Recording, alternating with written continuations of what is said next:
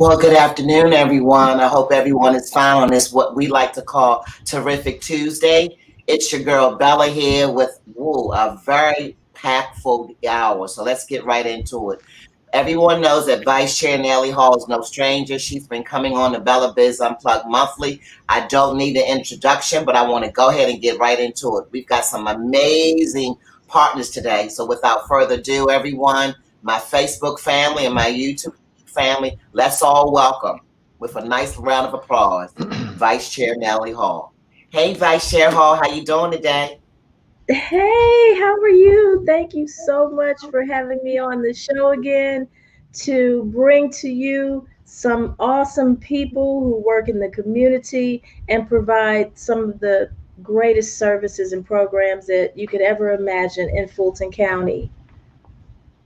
So I'm going Vice to Chair start. Hall, as you know, I'm going to get out the way and let you run the show. I have lots of questions for these gentlemen, so let's get started. All right, thank you so much.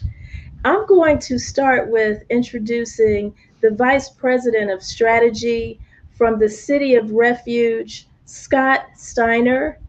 Scott believes every day is an opportunity to activate a spirit of transformation.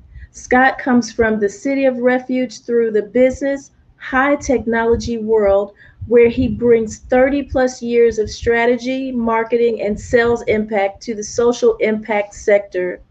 Currently, Scott leads the Workforce Hub Strategy, Campus Experience and Development Team at CORE. In 2020, the City of Refuge Innovation Hub celebrated over 500 job placements, starting for starting for many individuals a new life, a new hope, and a new path. The City of Refuge mission takes place under one roof in the most dangerous zip codes in Atlanta.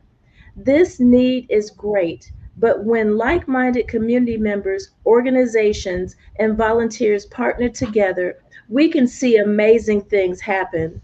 City of Refuge mission is to bring light, hope, and transformation to Atlanta. So, everyone, let's welcome Scott Steiner to the OPNS Bella Biz Unplugged radio show. Yay! And our next guest is the president and CEO of Westside Future Fund, John Allman. For more than 25 years, John Allman has been driven by the determination to improve the way communities and institutions function in Atlanta.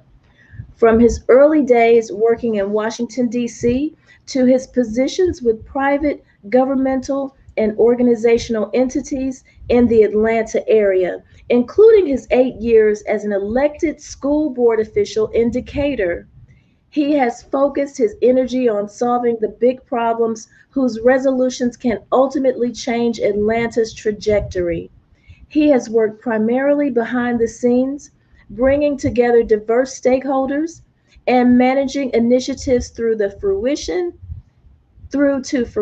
and has had a hand in some of the region's most important public policy initiatives and cross-sector collaborations. Along the way, John has built a vast network of individuals who are impacting Atlanta and its future. John is a native son. He was born at Grady Hospital in Atlanta in 1965, was one of the Padilla School's first graduates in 1983, and earned his BA in political science from Emory University in 1987.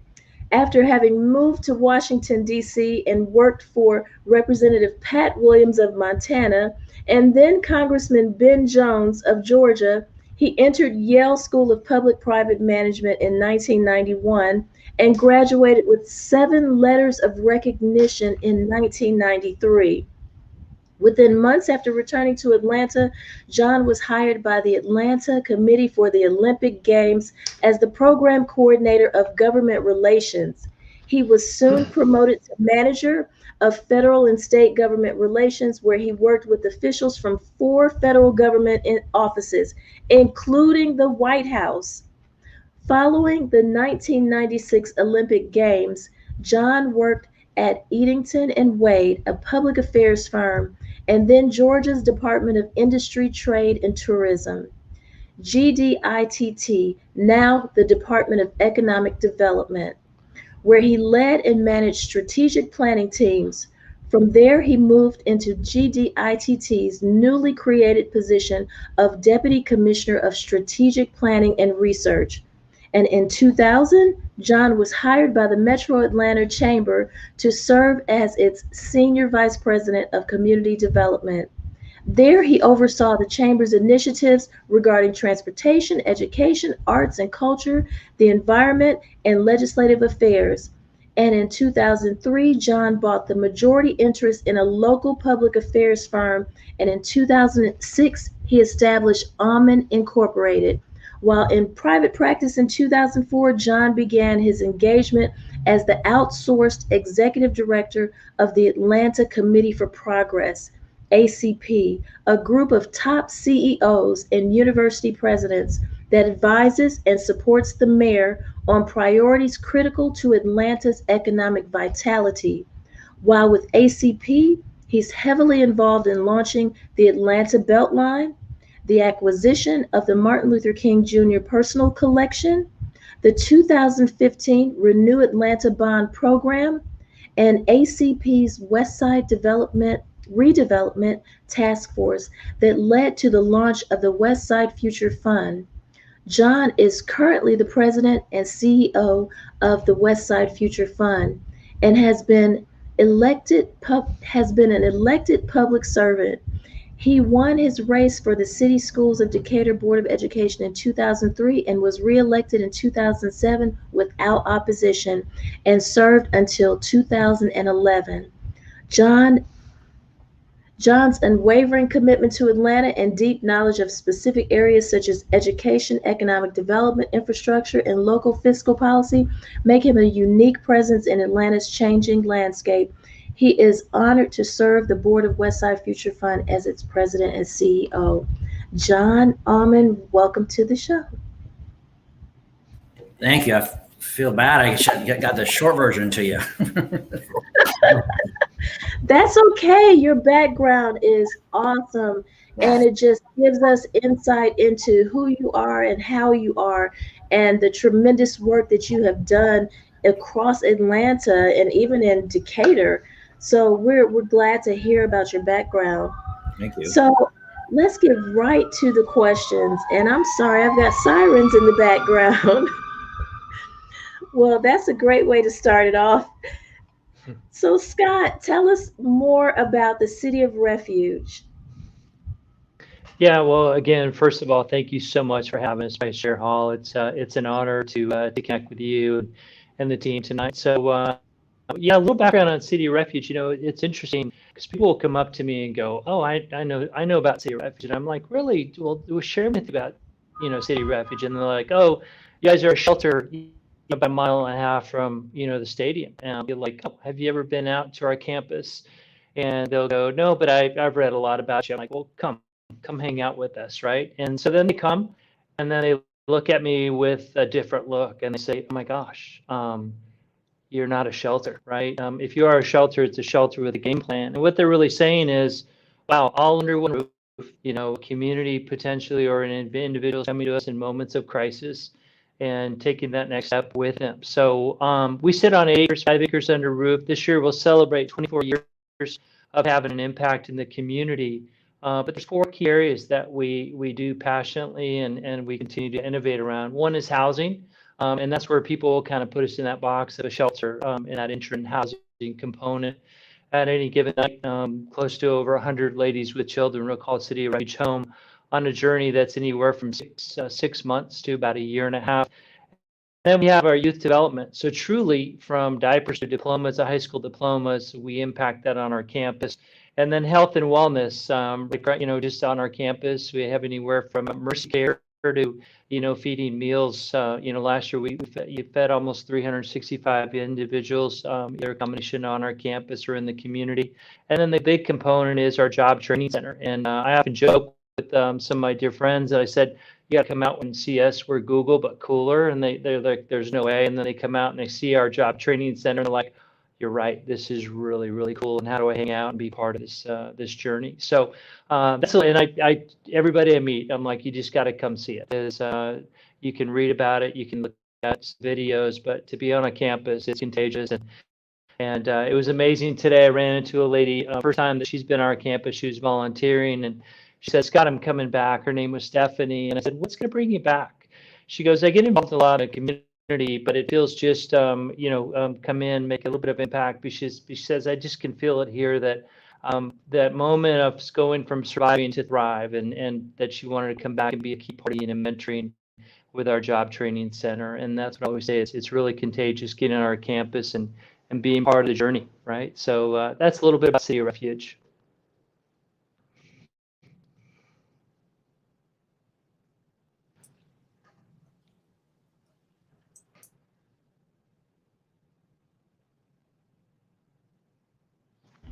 I'm sorry, John.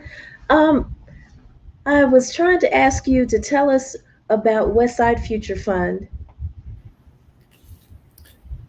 Yeah, thank you. So the Westside Future Fund's about 6 years old. Kind of part of my introduction was launched under Kasim Reed with Atlanta Commitment for Progress, and it came out of, the commitment of the mayor and the corporate community with Mercedes-Benz Stadium coming online to really focus in on the stadium neighborhoods. And so the Westside Future Fund is a place-based initiative, Vine City, English Avenue, the AUC neighborhoods, and the Asheville Heights, so kind of align with different kind of governmental opportunity zones.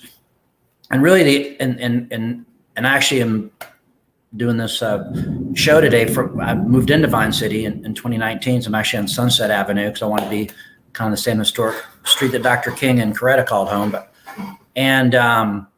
back in 1960, these neighborhoods I just mentioned had 50,000 residents. Y'all probably know, overwhelmingly Black because of segregation, Jim Crow, et cetera. And then barriers came down. The neighborhoods depopulated about 15,000, most of whom, unfortunately, are below the poverty line. But as folks probably can appreciate, a lot of folks can work full time and still be below the poverty line, given where minimum wage is.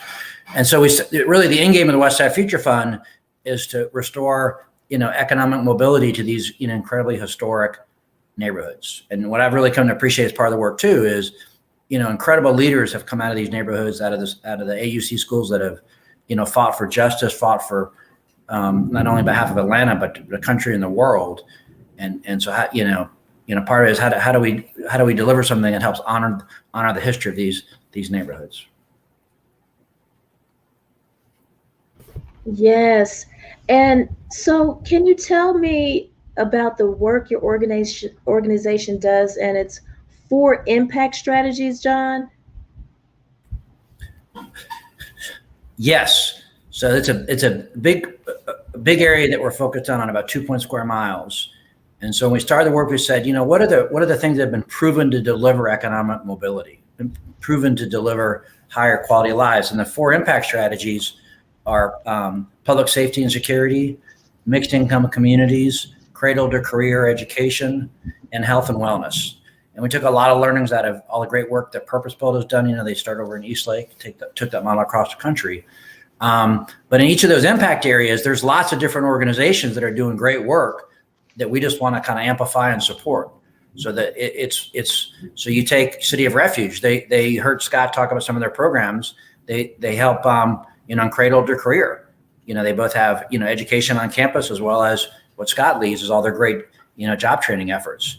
So we have 4 impact strategies. Our role differs in, are we shouting the praises of another and helping them, or where are we really delivering a program? The area that we're most focused when we got into it was high quality affordable housing, because most of the residents here are renters.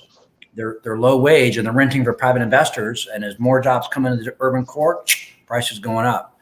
And so we're raising money and delivering housing to ensure around community retention, because at just the time the neighborhoods are really lifting, right? That's exactly the time you don't want to push people out. And so a big area that we're focused is on affordable housing. Another big area we're raising funds is to support the historic Booker T. Washington cluster, the schools in the Booker T. Washington cluster. And we have the word fund, and a lot of folks think we have a fund like a foundation. We do not. And so every year we're out there raising funds from folks, and certainly got a lot of support from various Atlanta corporations. But we don't have an endowment we sit on. So, yeah, thank you. That's great, John. I have a question. So, what really differentiates you from other organizations? One is we're place-based. So we're focused on these neighborhoods, right? That Westside Future Fund. And there are other neighborhoods on the West Side that are a lot like these neighborhoods that need exactly what we're doing. So one is we're place-based and by our kind of our foundational charter, if you will, is that. So that's one. And I think the second thing that we're a little different from previous efforts, and there's been a lot of learnings, in the city, is really raising philanthropy to deliver high quality affordable housing and buy out private investors. When I started the work of the Westside Future Fund, philanthropy doing affordable housing was really not that, prevalent. But one thing we knew right away is these private investors who own a lot of the product here, they don't have to sell at appraised value. And Natalie well knows the public sector can't go above appraised value. And so public funds in many cases can't be utilized to buy out. And you want these assets that are near these job centers. So raising philanthropy to bring online more high quality permanent affordable housing and structuring that around community retention, because through our Home on the West Side program, the way we prioritize people in our housing, they have to hit our community retention guidelines. So lived in the neighborhoods, from the neighborhoods, graduated from Booker T. Washington cluster, graduate from the UC schools, or live in the neighborhoods. But any of our housing, which is subsidized, if you don't hit one of those criteria, you're not eligible. So that also, I think, makes us very unique. Yes, it's awesome. And Scott, I heard that you recently were awarded a $5 million grant from the Department of Labor. Can you share more about this award and its impact on the historic West Side? Yeah, it's interesting, John, talked early on, right, around the economic mobility. And one of the key areas for us is job training and providing the right skill sets in the community to be able to really create some economic mobility and what we call really generational wealth, and that opportunity to again secure not only affordable housing but long-term home ownership. So one of the areas with job training, a couple years ago we launched our first coding academy. And we deem that as incredibly successful. Of the 25 students that started in that journey, still 19 are actively employed in the IT realm, and many of those making over $70,000 a year now in regard to that career path, and many not having an IT background or even a college credential. So that was a key part of our strategic initiative, was continuing down providing access to an IT career path. And you can imagine the resource drain, raising money through private donors to scholarship students into a coding academy. Our first coding academy was just around about $500,000 to support and to sponsor that. So we went after a Department of Labor grant that was initiative to high career demands in underserved neighborhoods, and we won the confidence of the Department of Labor of that. So over the next 4 years, we'll be able to consistently provide IT programming around both cybersecurity and basic coding. And as you know, with all the activity coming in the historic West Side and in Atlanta as general, there's a lot of jobs that go unfulfilled because there's a skill gap there. And so, Microsoft, their new center is literally about 1.5 miles from our campus. So we're incredibly just super excited about the community. Our first class starts August 16th. We're already full at capacity with 20 students starting in the coding class and 25 in the cybersecurity component. So again, it's one of those dreams, right, that you could put a bunch of obstacles on a board and say, hey, if we took away these obstacles, what could the future look like, this possibility? And we just really feel fortunate to have the confidence of the Department of Labor. But again, I think part of that is the potential that they see in the historic West Side, and the already track record of the grit and the passion that the community has for, we always talk about second chances, but a lot of times it's just getting that first shot and opening up the door for that first shot. So we're so excited for the community. We're excited for the historic West Side, and And so come on out, and a lot of opportunities to enter, a lot of opportunities to come alongside us on that journey. But August 16th, we kick off that new initiative. That's super. So, Scott, what makes City of Refuge unique in providing opportunities to the historical West Side? Wow, that's a really good question, and I think one of the things is just access. We're right in the heart of again, we're a mile and a half from the stadium. We sit right off of Joseph E. Boone, and we're unique in the fact that we're easy to get to. The other part that really makes us unique is that 8 acres, 5 acres under roof. You can imagine. I think many of us on this call tonight, if we put a lot of obstacles.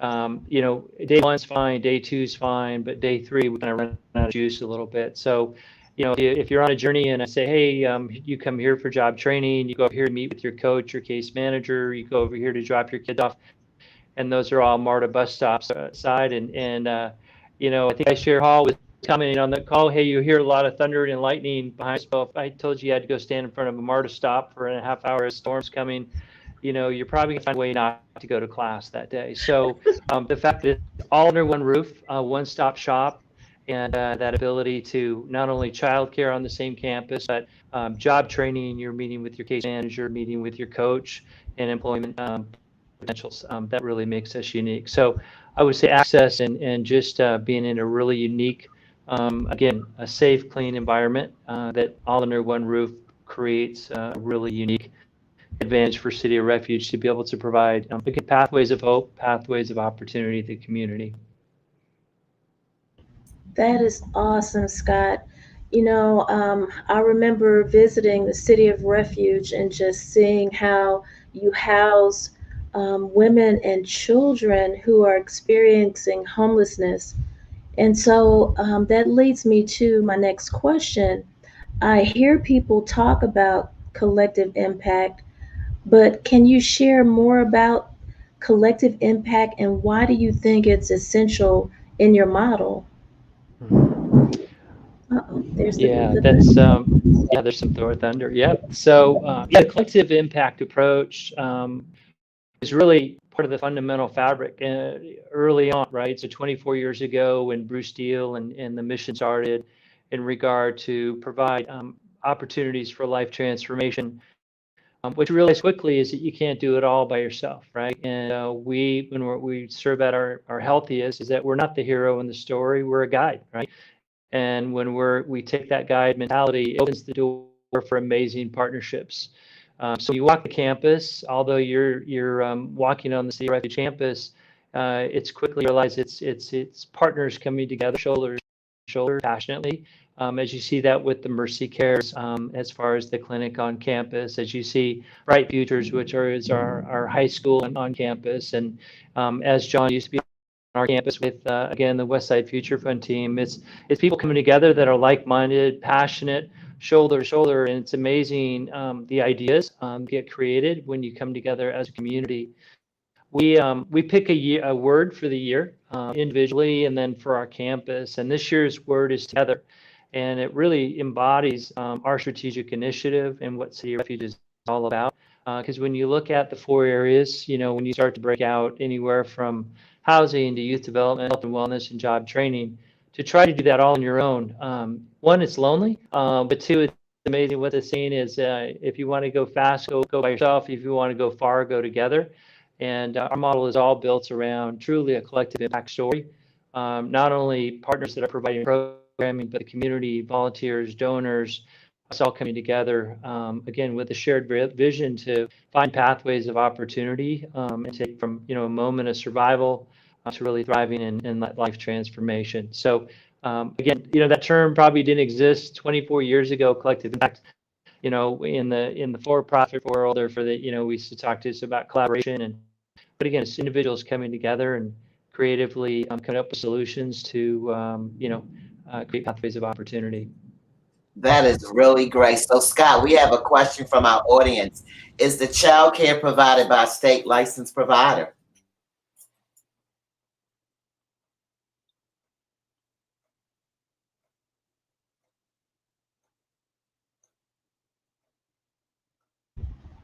Did we lose him? We I did. think back. Everybody knows in the Georgia area we're having a thunderstorm, so we do keep the show rolling. But Yes. that question, we're going to come back, Nana Coggins, when Scott comes back on. So let's hold that. Yes. Natalie. So John, I'd like to know, what are your most urgent needs at Westside Future Fund? Raising additional philanthropy so we can continue to develop and acquire real estate. That's at the top of the list. Land prices are only going up right now. Microsoft, made an announcement, to build out basically their second headquarters in Quarry Park, which is probably from where I sit a mile away, and that took the speculation out of the West Side land prices, because with that many, they're going to build out to be 15,000 jobs. Those type of jobs attract 2 to 1, and so back to, if we don't want to ensure we can have high quality housing for all, we have to have more philanthropy to go out and deliver high quality, permanently affordable housing. We have an impact fund that amplifies the impact of that. So that, because once it's gone to another price point, it's just gone, and it gets too expensive to kind of get it back. So that is the highest priority. We have a goal. We had a goal of 800 units at 60% area median income and less. We raised $25 million against that $50 million goal. So that's the number one. I'm going to repeat myself. But we recently commissioned a study that really showed how much land prices have increased. So the urgency around that is intense as well.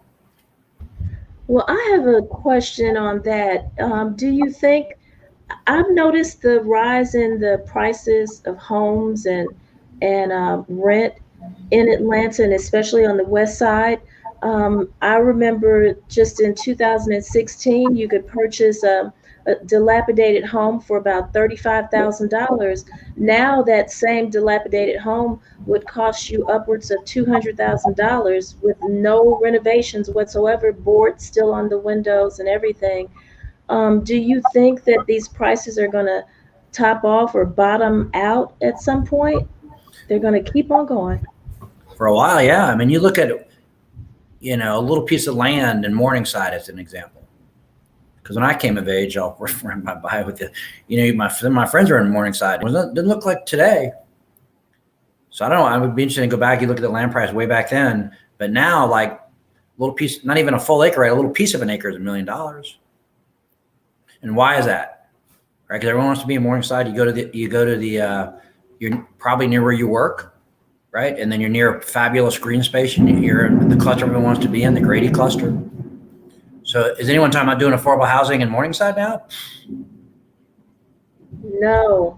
Right. But I remember a discussion with you, John, when we were talking about affordable housing, and we got into a discussion about the downtown area and how the Northwest Side is so close to Mercedes-Benz and State Farm Arena and the Georgia World Congress Center and all these special attractions and wonderful restaurants, but attracting the labor who can fill those service-oriented jobs is difficult because they cannot afford to live near their jobs. But then again, they can't afford to take transportation, or they have no transportation to get from their homes where they can afford to live, which is outside of the perimeter, and come into downtown where the jobs are that are available in their education and skill set. So I just want to say to you, I just think that you're on track at the Westside Future Fund under your leadership with really addressing that need. Yeah, and back to, frankly, we're not moving fast enough. Back to, because like you said, it's a great one for downtown. The CIM group is building out 10 million square feet, right? Thousands and thousands of office jobs will be going into what they're doing, filling up the Gulch. Wonderful, right? The Donnelly Howell corridor from basically north side down to that Microsoft site, you probably 10 years from now, you're going to have over 20,000 jobs in that corridor. Wow. Right. And those, but yeah, and that puts, because the real gold, as it were, is land that's near these job centers, and right, jobs are concentrated.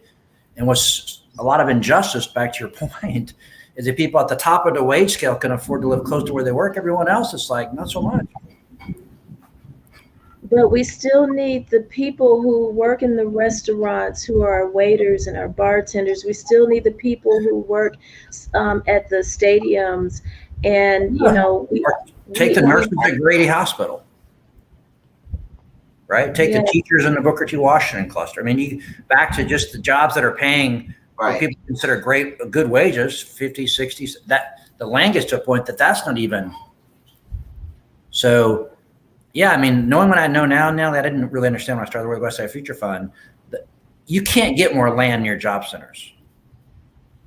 Right? It's a fixed commodity. Right. And that's why it goes up exponentially. You know, building costs may go up, but the land is what is the driver.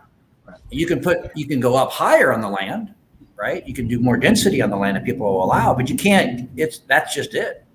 And so, if I rewired again, you'd want the public sector and nonprofit and others to own a lot of land around job centers, because the market's going to take it where the market's going to take it. There's just no way to stop that. Right. But if the public sector or nonprofits like us or City of Refuge or Quest, others own more of that land, then you could ensure that it's, you know, the affordability. But once anyway, I'm being repetitive. John, that's good, because that leads into what I was going to ask. What can the community do? Natalie knows we have the same energy. Like, I have energy out of this world. What can we do? What can the community do, John, to support this? Because you're right. The biggest win in the near term is affecting who the next mayor is and the next mayor's priorities, right? So I would say, now Keisha at the time working with Kasim was studying our model, and when she was looking at affordable housing, at the time people were talking about kind of regulating affordability around 60% AMI, but that doesn't speak to most of the West Side, right? Which is way below 60%, and that got into philanthropy to buy land. So we had priced out, you heard me say, we wanted to raise, you know, 50 million philanthropic and partner 50 million public. Well, she kind of got that and used that as a basis for the $1 billion commitment. And half that $1 billion, this is really important, a lot of people appreciate, is philanthropy to buy land fast above appraised value. Then the public side can come in and help you rehabilitate, do the affordability, but philanthropy has flexibility, move quick, right? And she's done a great job, but the candidates don't need to let that, because if we don't raise more money to buy more land near all these great job centers, you're not gonna be able to get it in 5, 6. So that personally is saying to mayors, what's your vision? How are you gonna put more money in? How are you gonna get to others? Because it's a ticking clock on how fast that. But John, to your point, you're right. I'm focusing more on the community. You know, each one reach one. Vice Hall knows I am extremely passionate, and it's people are power. But people don't know what they don't know, right? And people always say information is knowledgeable. No, it's not. You can have information and do nothing with it. What's powerful is taking that information, right, and doing something with it. We have so many communities, nonprofits, individuals, groups. How can we as a community rally with you, John, to make this happen? Because I can guarantee you're going to come back 1,000 times on this Bella Biz Unplugged. Vice Chair Tate, people don't know. They don't have a clue what's out there, what's available, what's going on, and how we can make it work. So just, you know, off the top, as you're thinking, John, I know this is passionate about you. What can we do? What can an individual do? I'm not talking about the mayor's office. I'm not talking about city elected officials, although we know Vice Chair Hall is with us 3,000%. What can we do as a community to support you to make this happen? Well, I appreciate it. I'm thinking, I'm trying to be thoughtful about answering your question. Just want to pause for a second. But I would like to add something to that. I'd like to add something related to that, because the way that I found out about Westside Future Fund was I received an invitation to one of their meetings, and I attended that meeting, and I was completely and totally shocked at all the great things that were being discussed, all the people that were there, and there were CEOs of companies, there were elected officials, there were residents of neighborhoods and communities from all walks of life. And it was really a collaborative type of meeting and very informative. And the meetings, I don't know, John, you can tell me, but since COVID, I don't know what's been happening with those meetings, but they were on a regular schedule. So you always knew when and where to go. They were being held in the same place, same day of the week, and same time. And so that was one way that I noticed that the community would come on board to give input and support the initiatives that Westside Future Fund was doing and anyone else that was partnering with them. Yeah, thanks for the plug. Those Transform Westside Summits, the first and third Friday of each month. And we were, till COVID hit, hosting them at the gathering spot, starting early before people had to get to work. So starting at 7:15 and then going until 9 o'clock and having different folks kind of talking about the collective work. Free Chick-fil-A breakfast. Dan Cathy is a big supporter. Actually, this Transform Westside Summit was his idea. But that we've been doing them virtually during COVID. And actually we did our back at the gathering spot. So go to our website and sign up to come to that meeting. And what's the website, John? WestsideFutureFund.org. To Natalie's point, because I work for the mayor office, I was aware about the West Side. We talked a little bit about this before coming on air, John. And again, I'm just passionate about, what we can do. Maybe I can get a think tank going, a group, because I know the community is powerful, especially after today, and then rebroadcast, and they get the opportunity to understand what Westside Bright Future Organization is all about. I mean, we're here to help, John. We really are. Natalie. No, I appreciate it. I mean, one thing the community can do, if I give you a little list, one, we've had a great partnership with Atlanta Housing because, under their leadership, so properties that we buy, we go through an RFP process, but they award us vouchers so they could thank Atlanta Housing, because without that partnership, our dollars wouldn't be stretched as far as they are. So that's really been terrific. Eugene Jones. So, and then, and I guess I could give a list, but companies that are investors in us, a lot of them are consumer-facing companies. So people that are their customers, for them to know you think well of the work and support the work. That's also obviously the Chick-fil-A Foundation, as an example. I think for them to hear that people really appreciate their focus and work on the West Side. They're very intentional about opening up that Chick-fil-A in Vine City, led wonderfully by Quincy Springs. Right. So letting them know. The Home Depot, huge investor in the West Side work. People let them know. Delta Airlines, another big investor in the work. And the Coca-Cola Company, another big investor. And I could, but some of those big investors, for them to hear, Truist Bank, when it was first SunTrust, another huge supporter. And so they're doing it for the right reasons, but obviously they hear from people that say, we think your work and investment in the Westside Future Fund is terrific. That's very helpful. Absolutely. And then we also have the Transform Westside Summits people can come to. And we also do volunteer events like once a month. So people want to get and volunteer. We have a community event at least once a month. Could do that as well. Well, I'd love to share that information. That was my next question, John. How can people get more involved? And so just put it out there, because I'm going to put it on my social media so people can know about it. Yeah, no, hopefully we have a website that gives a lot of good basic information. The Transform Westside Summits that we do, just like your show, right? We put them all up on YouTube Live, but all the shows, that then means anything we've done, you can go look at. So we've got dozens and dozens of shows where we've had all kinds of guests. So there's lots of information there if people want to check that out. And get in our email list. We do an e-newsletter twice a month. And if people have ideas, well, obviously this is a big one for us. Thanks to Commissioner Hall that we're on your show. I should have started by saying thank you, Commissioner, for having on the show. Oh, that's okay. Thank you. You've been a wonderful supporter of Westside Future Fund, so thank you. No, I appreciate you. And I'm very happy you're my personal commissioner too, so thank you for that too. The voter. Thank you. Grateful to be on the show. You can't steal it, John. We have to share her. We have to share her. Yeah, sure. I know. They keep her moving around. Well, I love you both, and I love the work that you do. And so supporting that work is just, is part of my heart work. My heart work. Okay. Thank you. And so, John, I want to ask you two more questions. Can you share one or two stories quickly with us about individuals whose lives have been changed because of Westside Future Fund? Yeah. Well, one, and she's actually, on the summits now, helping give that resident voice. But her name is, Ebony Ford. And in our own testimonial, one of the first things we launched when Kasim was mayor, anti-displacement tax fund, that said if you're a legacy homeowner, not if you moved in, but a legacy homeowner, at a certain income level, if taxes rise, we would pay the future tax depreciation, having learned that a lot of folks on lower income, they can't stay in the neighborhoods when the appraisals. So she is in that, and she lives in English Avenue.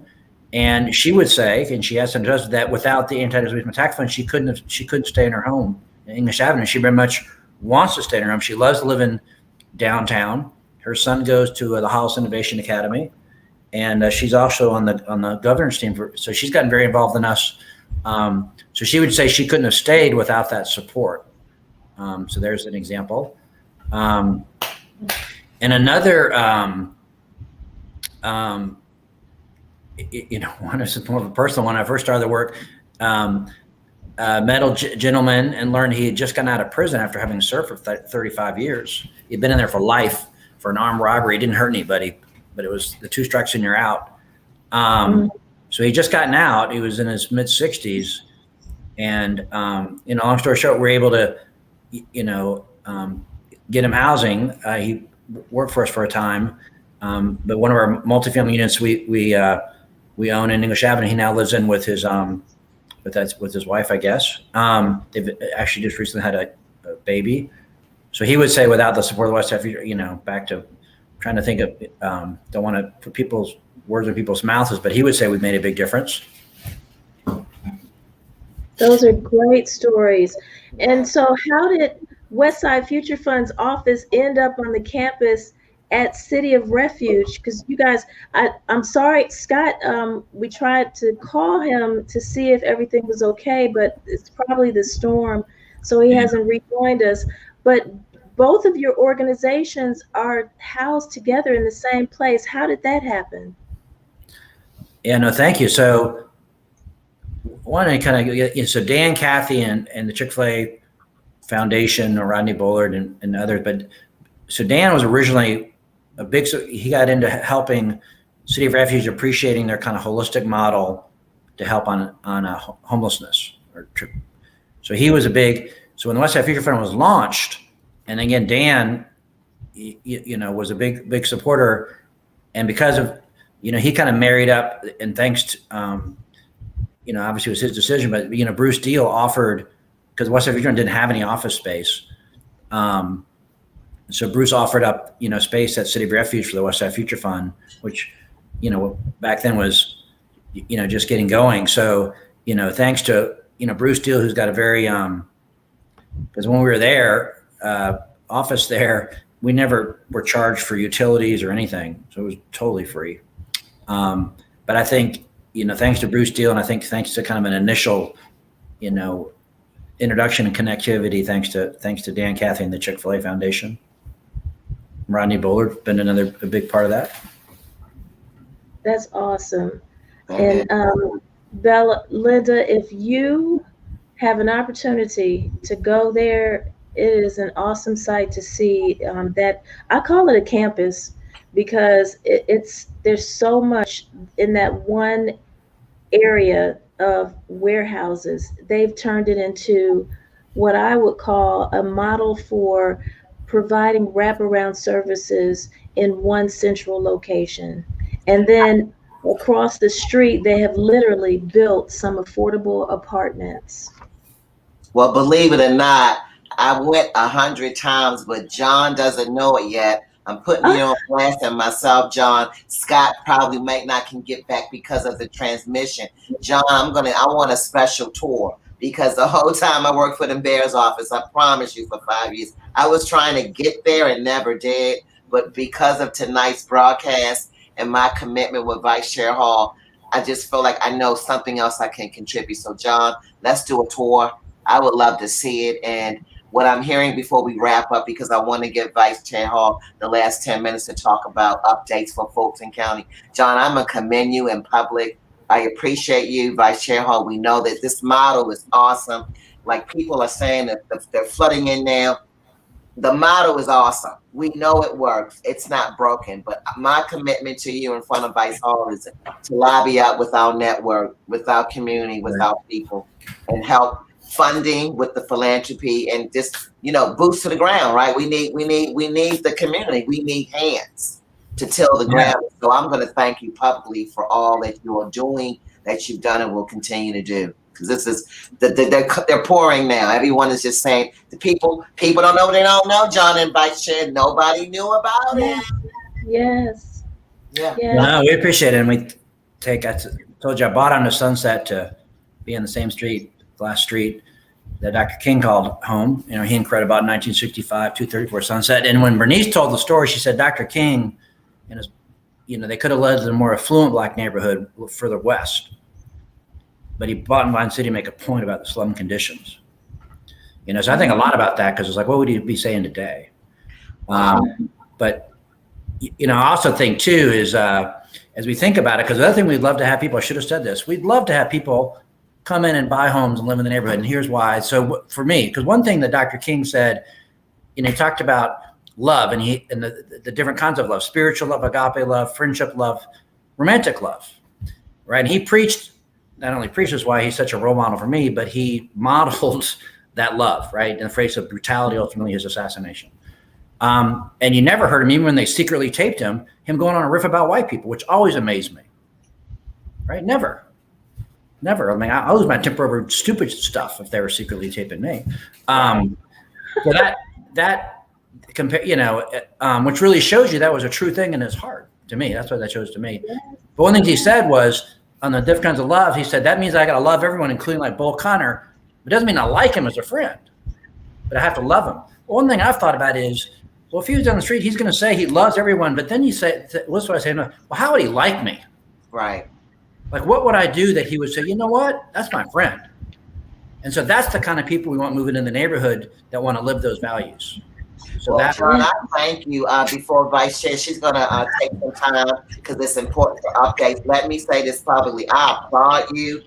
Sometimes people talk about it, but you are not only talking about it, you're being about it. Vice Chair Hall knows me, John. My life is my bond, and my word is I am going to commit myself. We're going to do that tour first and see how I can help navigate through the community, how we can support you. Yeah.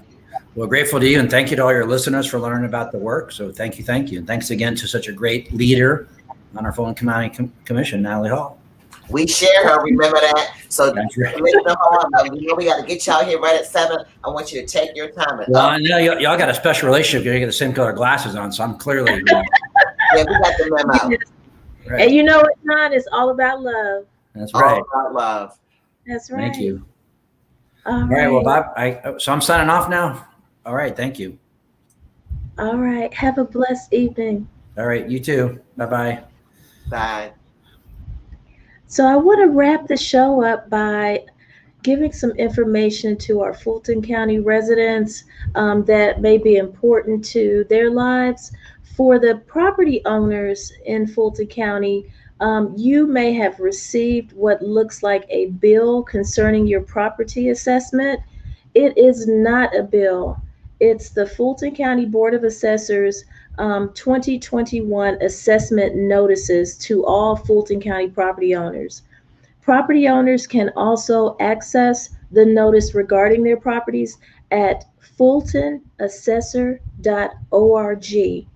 These property assessment notices are not tax bills. Under Georgia law, notices are issued annually and reflect property values as of January 1st, 2021. Property owners who do not believe the current year value of their notice reflects their property's fair market value as of January 1st, 2021, have 45 days from the date printed on the notice to file an appeal. Appeals can be filed online, in person, or by mail. The 2021 appeals deadline is August 5th, 2021. Again, I'll restate that. The 2021 appeals deadline is August 5th, 2021. And I want to say this to all listeners. If you own a property in Fulton County, appeal, appeal, appeal, because it will help you with lowering your tax bill and lowering the assessment. And especially if you are one of our legacy homeowners, a senior citizen, or someone who has lived in the neighborhoods in Atlanta for years and years, and your property has not been renovated, it has not been upgraded, and you know how people come in and buy the other houses around the neighborhood for these high astronomical prices, then they create them into mini mansions, and it impacts the value of your home, and you've been there through, it's been in your family for decades, or your grandmother or grandparents still live there. You should appeal to keep your property taxes low. And remember, you do receive a bill that reflects, you pay four millage rates in your property tax. One goes to Fulton County, the other ones go to Atlanta Public Schools, Fulton County Schools, and the I'm missing one. Atlanta Public Schools, Fulton County Schools, City of Atlanta. And please remember, Fulton County Schools is not the Fulton County Board of Commissioners. It is a separate entity that is specifically the Fulton County cluster of schools, separate from Atlanta Public Schools as well. So you're paying four millage rates. But the best news I can deliver to you about your property millage rate to Fulton County is that, again, this year, Fulton County Board of Commissioners will be lowering the Fulton County millage rate. And I would say to you, you should go and speak with your elected officials at Atlanta Public Schools, Fulton County Board of Education, and City of Atlanta about lowering their millage rate as well. It will help lower your property taxes on your home or your property. The other things I want to share with you are that the registrations and elections, the highly publicized vote for them to be able to hire their staffing for the upcoming November election has passed the Board of Commissioners. It was a bit of a struggle, but it has finally passed, and our Department of Registrations and Elections is well on their way to hiring the staff necessary to man the operations of the elections. And for anyone who is interested in being a part of that staffing, you can contact the organization called Happy Faces Personnel Group. They're located in Tucker, Georgia. They are the staffing services agency that is helping the Fulton County Department of Registrations and Elections to hire the staff that is needed for the upcoming election. Another thing is we voted to increase the spending authority for the Department of Senior Services to provide more home delivered meals to our senior population and nutrition counseling for residents who are 60 and above. So free home delivered meals. A lot of our seniors still are not feeling great about coming out due to COVID and the Delta variant that's increasing the numbers of cases and deaths. And so we're going to continue to provide the home delivered meals. Don't forget about Uber and Lyft. You can ride for $1 each way within a 15-mile radius of your home for $1. And there's so many other great services that we have for our seniors. We love you, and we feel, and personally, I feel like you've lived your life in honor of us. You've done so many great things to make this world a place where a person like me could become commissioner, and we need to honor and serve you. So we will continue to do that. We're also putting together some additional services. Please watch our upcoming BOC meetings, Board of Commissioners meetings, on the first and third Wednesday of every month. They start at 10 o'clock. You can personally come down to the Fulton County Government Center in Assembly Hall at 141 Pryor Street, Atlanta, Georgia 30303, or you can find us on Facebook, YouTube, and Zoom, and you can literally go to our website, fultoncountyga.gov, and find the links to all of that and information on how to sign up to speak publicly during our televised meetings and speak to all 7 of us commissioners to tell us what you want to see us put out there for services and programs, and what you want to spend the upcoming $203.6 million of federal funding that is coming into Fulton County through the American Rescue Plan Act. We have received half of that, 103.3 million, and we will slowly receive the remaining 103.3 million. We're currently using some of that money to do an emergency rental assistance program. We know a lot of people have not been able to pay their rent due to COVID-19 and the loss of their jobs. So we are helping people do that as well as pay their utilities. So if you're interested, you can always contact my office by just emailing me at natalie.hall@fultoncountyga.gov, or calling the office at 404-612-8226.